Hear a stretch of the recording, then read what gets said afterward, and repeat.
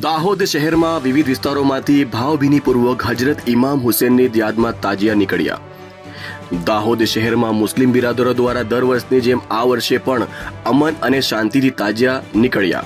શહેરના ઠક્કરફળિયા વિસ્તારથી તળાવ સુધી અને અન્ય દરેક સ્થળો જેમ કે Kasba, court road, Godha road, Godi road, Musafarkhana તમામ સ્થળોથી તળાવ બાજુ ભેગા થઈ અનેક કરતબ બતાવવામાં આવ્યા।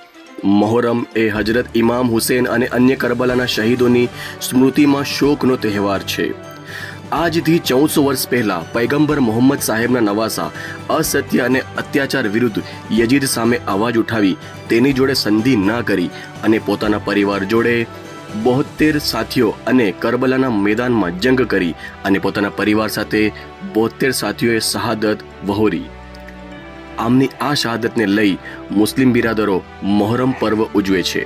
આ ઘટનાનું દરેક ધર્મ પ્રાંતમાં મહત્વ છે, કારણ કે તમામ સાથીઓ ભૂખ અને તરસની હાલતમાં સામનો કરતા શહીદ થયા, જેમના પર સમગ્ર માનવજાત વાસ્તવિક રીતે ગર્વ લઈ રહી છે અને એમની યાદમાં ઠંડુ પીણું, શરબત, દૂધની વાનગી બનાવીને મુસ્લિમ સમાજના લોકોએ દાનનું કાર્ય કરી પુણ્ય કરે છે।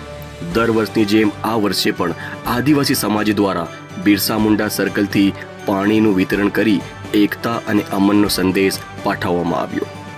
આમ શાંતિ જળવાય તે મુજબ પોલીસ પ્રશાસનના સાથ સહકારથી તાજિયાને કૃત્રિમ તળાવમાં વિસર્જિત કરી અને દફનવિધિ કરી મોહરમ પર્વને પૂર્ણ કરવામાં આવ્યો।